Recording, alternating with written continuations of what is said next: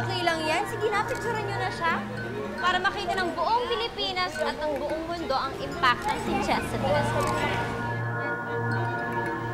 Diyos ko, anak ko. Kawawa naman si Jezebel.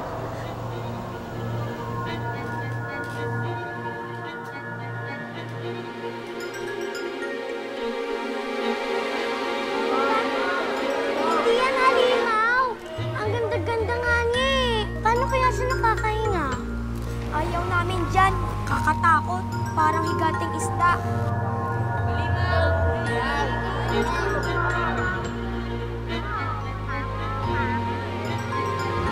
Ben, kawawa ka naman, Isabel. Ginawa siyang parang isang freak show sa isang karnaban. Kasalanan ko lahat ng ito. Hinayaan kong makuha nila si Jezebel. Hindi ko man lang sila napigilan.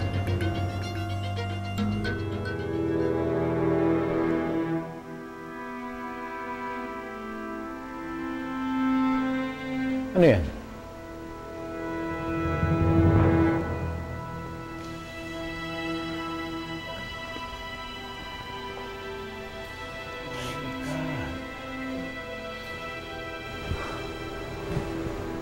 This is a disgrace. Sa dinami-dami ng modelo sa Pilipinas, yan pa ang nakuha ng kumpanya ko. Malas. Salot talaga ang sirena. Hindi salot ang mga sirena. Hindi sila malas. Juan, wala masamang ginagawa si Jezebel. Wala siyang kasalanan. Wala siyang sinasaktan. She's hurting my company, Aba. You know, right now, Juanfredo Enterprise is the laughing stock of the whole industry. Hindi na siya ang Jezebel na nakilala ko noon. So, ayaw mo na sa kanya? Ang nakuha natin endorser is a freak! A freaking freak!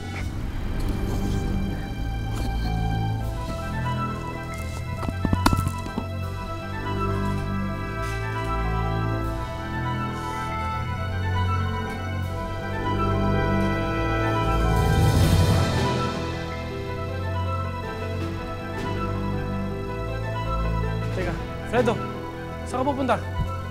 Pumunta tayo doon na Rebus. Iligtas natin si Jezebel. Ha? Eh, paano? Parang suicidal naman yata yung gagawin mo, Irebus. Paano kung malaman na sireno ka? Ako, baka pahuli ka ni Betty. May punto si Amafura. Kahit na gusto kong tulungan si Isabel, pag nakita kami dalawa ni Amafura, kami naman ang delikado. Pero kailangan may gawin tayo ngayon. Oo nga. Kailangan ng tulong ni Isabel. Dito ka na lang, Irebus. Magbantay ka dito, Erebus. Ako nang bahala kay Isabel. Paubayan mo na lang sa akin. Ha?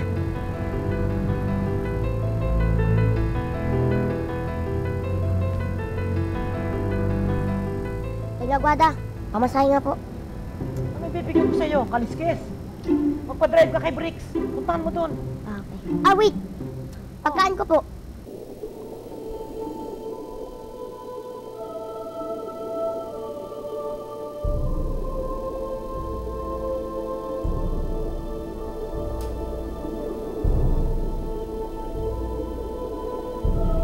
Buti manggagamot, nasa iyong harapan ang malaray na Janga kaya chimuku ka. Kamahalan, ano po ang maipaglilingkod ko sa mahal na Reyna? Gusto kong ibalik mo sa akin ang Prinsesa Beverly.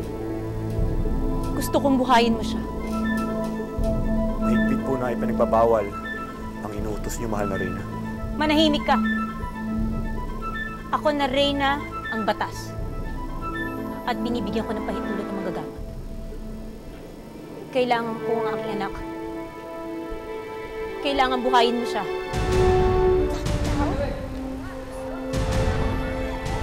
Jezebel! Bakta ang saranang yan!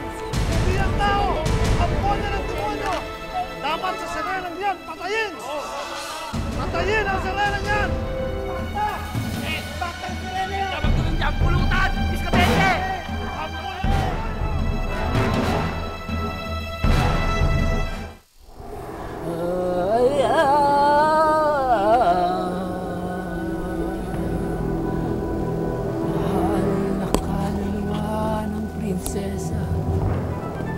tinatawagan kita. Inuutusan kita, kaluluwang naglaho. Magbalik ka sa katawan ng mahal na Prinsesa Berbola.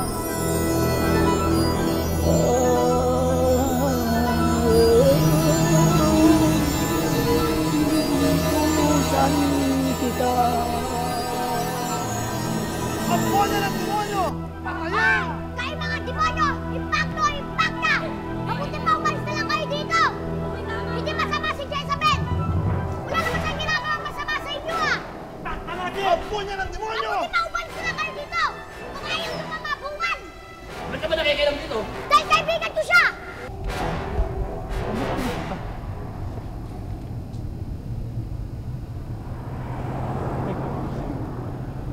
Papunta to sa Salcedo Technopark ah.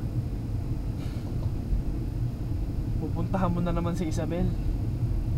Ay nako, sinasabi ko na nga ba, mapatao man siya o mapasirena, gusto mo pa rin siya. Ampo niya ng demonyo! Okay ka lang ba? Ano lagay mo?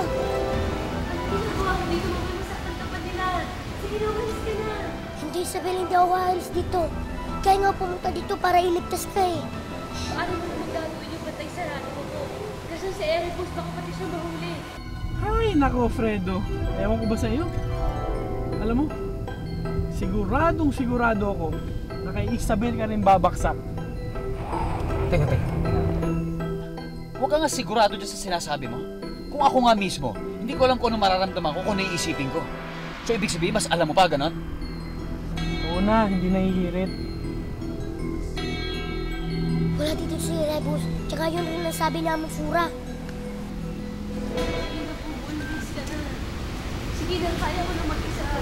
Hindi, Isabel. Hindi ako aalis dito. Makakagawa ako ng paraan. Don't give up. Ano nangyayari dito, ha? Sino yan? Hoy, buboy! Makiyang putong luba ka. Anong ginagawa mo dito? Paano ko nakapasok dito? Ilabas ka nga yan! Hindi ka nagpadalo! Huwag ka na makipausap sa kanya! Inuutusan kita. Magbalik ka. Tinatawagan kita. Ay! Bongga! Ang galing-galing! Bongga-bongga! Gumagalaw na ang Prinsesa Berbola!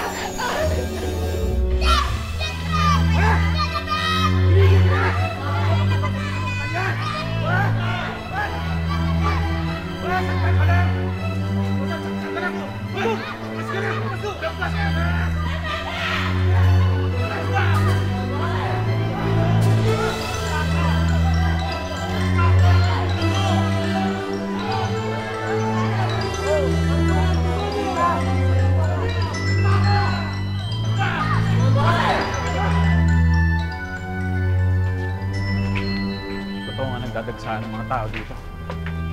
Siyempre naman, kung nasa ng kababalaghan, nandiyan ang mga tao. Huwag mo sabihing normal si Jezebel. Tampalin niya to. Magagamot. Bakit nawawala ang ilaw sa kanyang katawan?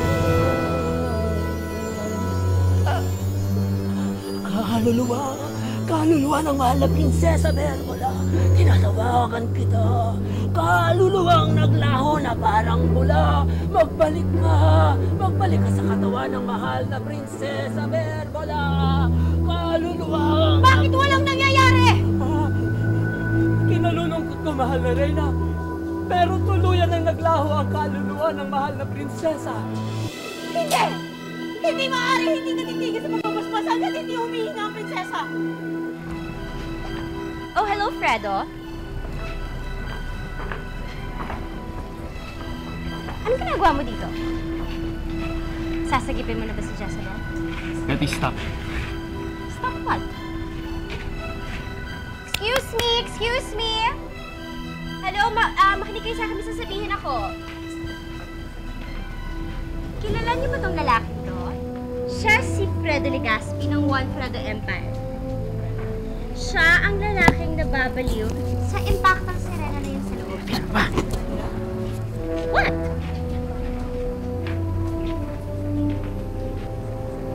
Bakit, Fredo? Bakit hindi mo sabihin sa kanila na hindi totoo ang sinasabi wala kang kinalaman kay Jezebel na hindi mo ibababa ang sarili mo para sa isang impacta. Go! Sabihin mo! Totoo po ba yung Sir Fredo? Ano po bang reaction niyo sa akusasyon ni Salcedo? Magbigay naman po kayo ng statement, sir. Matagal mo bang alam to at nilinaw sa mga tao? Well, Fredo? Mamaya na mga tanong, ha? Mamaya na. Sir, sagutin niyo, sir. Sir Fredo! Mamaya na po. Ipagpaumanin ninyo, mahal na Reyna.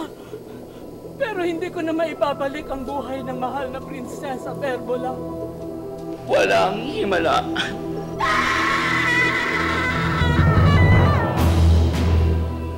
Mahal na Reyna, kailangan niyo pong tanggapin at tuluyan yung nawala si Prinsesa Perbola. Hindi! Hindi ko matatanggap! Hindi maaaring mamatay ang naging isang tagapagmana na si Linnea! Hindi maaaring mamatay ang aking anak! Perbola! Perbola!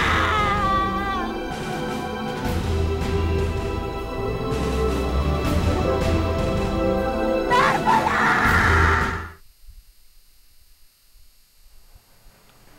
May pinadalang sulat sa'yo.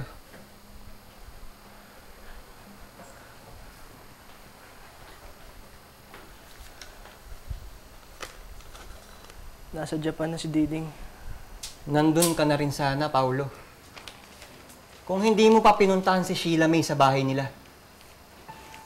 Mark, tama na.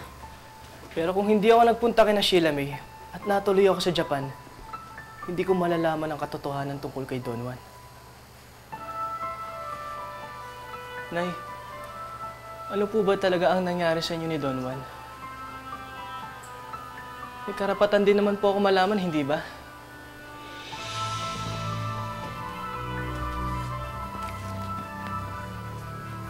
Bagong pasok ako noon kina Don Juan at Ma'am Ava. Kamamatay pa lang ng asawa ko noon, ang ama ng Kuya Mark mo. Nilulunod ko noon ang aking kalungkutan sa pag-inom.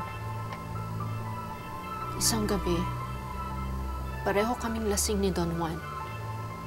At may nangyari. Isang gabi lang yon. Hindi na naulit. Pero nahuli pa din kami ng asawa ni Don Juan, si Ma'am Ava. Galit na galit siya sa akin. Hindi ko alam noon. Nung pinalaya sa ako ni Don Juan at Ma'am Ava, nagdadalang tao na pala ako sa'yo. Hindi ko na rin pinaalam sa kanya na may anak siya. Mabuti ngang hindi. Dahil ang lulupit ng mag-asawang yun eh. Lumayas kayo! Lumayas kayo! Dahil sa kanila.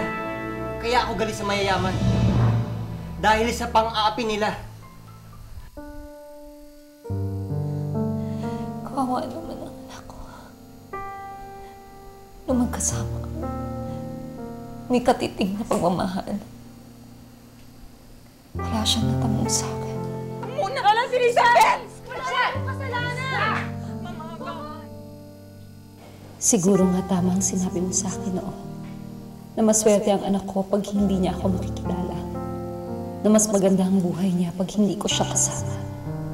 At kusang inilayo ng Diyos sa akin ang anak ko dahil wala akong kwentang tao. Isa akong walang kwentang ina.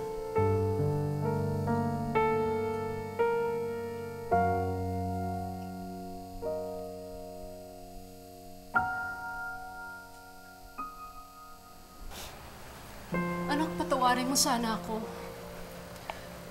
Kung itinago ko man sa iyong ama mo. Wala na akong nararamdaman kay Juan na yun, kundi galit at pagkamuhi.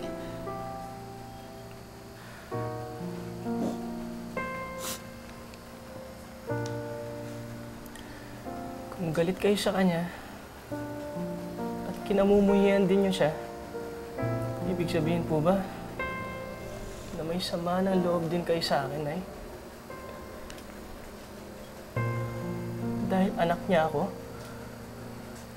Anak para sa akin. Wala na kayong ugnayan ng Juan na yun. Hindi ka niya kilala. Hindi ka niya pinalaki. Hindi ko rin siya tinuring na ama mo. Anak, ako lang ang nagpalaki sa'yo. Ako lang ang magulang mo. Anak kita, Paolo. Mahal na mahal kita.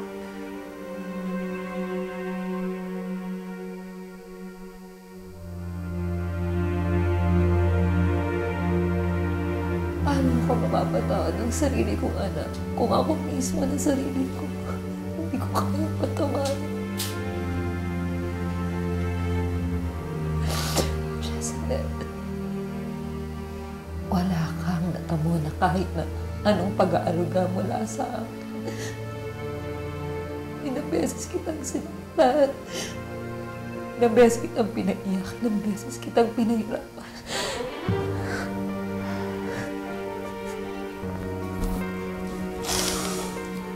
Lucia, panood ko rin ang balita. Panood ko si Isabel. Sabihin mo nga sa akin, si Isabel ba at si Jezebel ay iisa? Siya ba ang nawawalan mo, anak? Siya ba ang apo ko?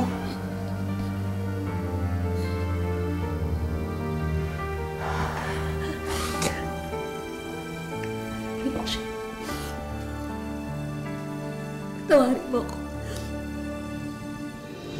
Naging malupit ako sa'yo at sa anak ko. Tawarin mo ako. Tawarin mo.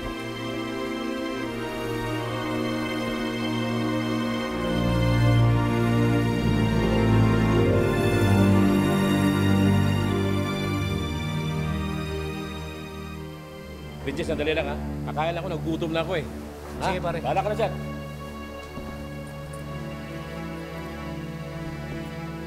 Okay, ma'am. Nakagapos na po. Opo.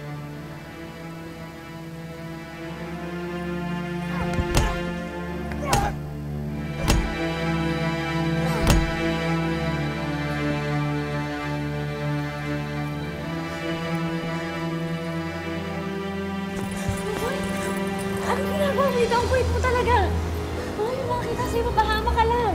Isabel, makulit talaga ako. At tanggapin mo na yun. Isabel, hindi kita pababayaan dito.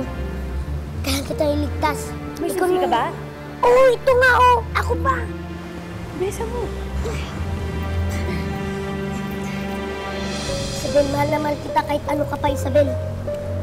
Ano to? Ayaw ah.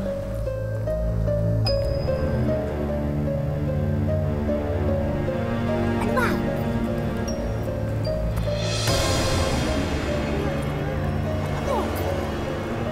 Pwisit kang duwende ka! Ano na naman ginagawa mo dito? Kunin niyo yung bata niya! Itali niyo yan! Ano ba yan? Maiisa ka na naman kayo ng bata. Kunin niyo na nga yan! Itali niyo na yan! Huwag niyo saktan si Boboy! Ano, Jezebel? Susubukan mo pa bang makatakas? Ano nang plano mo ngayon, Lucia? Ililigtas ko si Jezebel. Tutulungan ko siya. Sasamahan kita. Maraming salamat, Felicia. Kailangan kita doon. Dahil natatakot ako, hindi ko alam kung ano magiging reaksyon sa akin ng anak ko kapag sinabi ko sa kanya ang lahat. Ikaw pa rin ang kanyang ina. Alam natin na galit sa akin ang anak ko. Isinumpa niya ako nung huli kaming nagkaharap, hindi ba? Pinagtanggol niya lang ako noon kaya ganun siya kagalit. Pero pag nalaman niya kung sino ka... Pero hindi pa rin ako sigurado, Felicia, kung tatanggapin niya ako. Kilala ko si Isabel. Mabait siyang bata at alam ko, sabik na sabik siya sa pagmamahal ng isang ina. Puntahan mo siya, Lucia.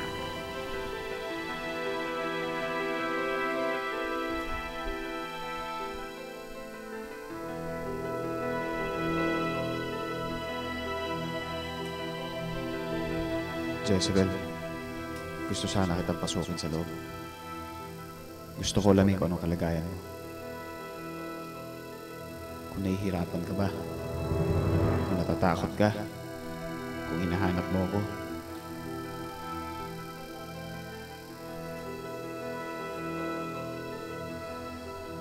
Pero pinipigilan ko ang sarili ko. Dahil hindi ko talaga alam gagawin ko pag magkaharap tayo. Hindi ko maintindihan kung bakit. Kahit napilit akong lumalayo, parang may humihila pa din sa akin, pabalik sa'yo.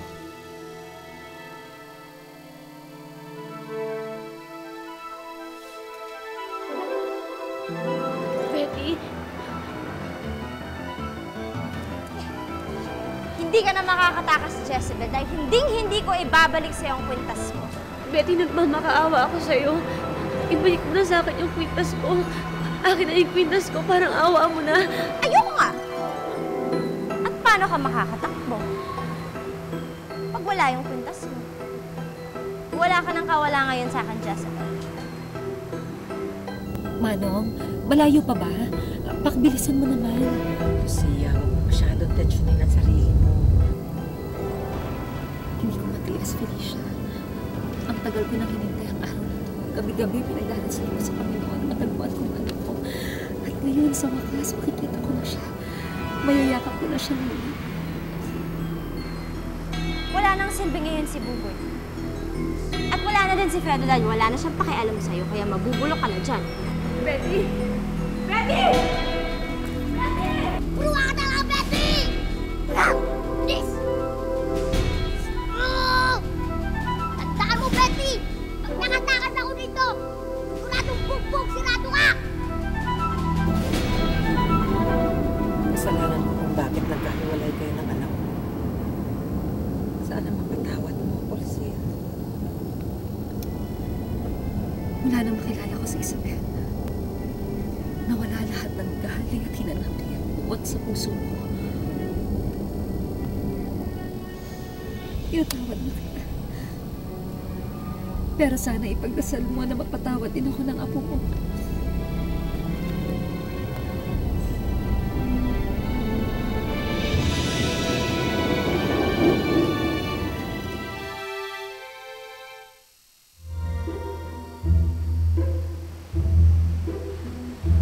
Sandali. Bawal pumasok. Ako si Ava Legazpi. Kaibigan namin ang pamilya ni Ben. Kung gusto niya, tawagan niyo siya. Sige ako.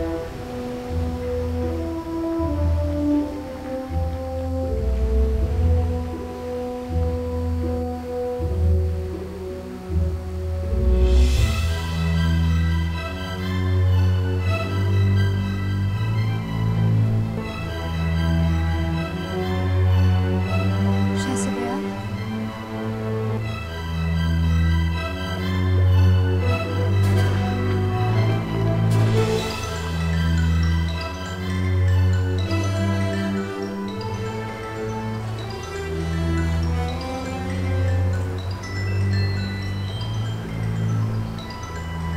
Diyos ko. Anong ginawa nila sa'yo? Anong ginagawa mo dito? Kukutsain mo din ako? Sasabihin mong impacta rin ako? Nahalimaw ako? Nalayuan ko si Fredo? Huwag ka na mag-aksaya ng panahon. Dahil tanggap ko na. Hindi, Jezebel. Wala akong masamang intensyon. Nandito ako para tulungan ka. Hindi totoo yan. Nagsisinungaling ka. Hindi. Hindi, Jezebel. Itatakas kita. Wala akong tiwala sa'yo. Hindi, Jezebel. Makinig ka sa akin. Makinig kang mabuti. Alam kong mahirap paniwalaan itong sasabihin ko sa'yo. Pero gusto kong buksan mo ang iyong puso at ang iyong isipan.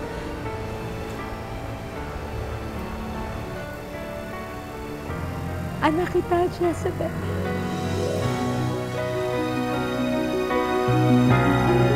Ako ang iyong ina.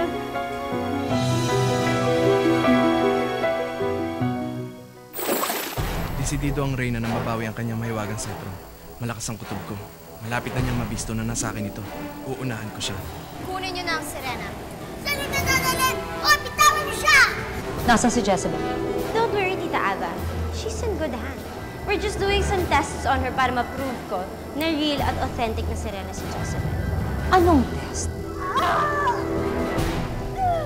Kapag may nangyaring masama sa anak ko, papatayin kita. Kahit anong gawin ko, hanggang ngayon di ko pa rin siya matanggal sa isip ko. Jezebel,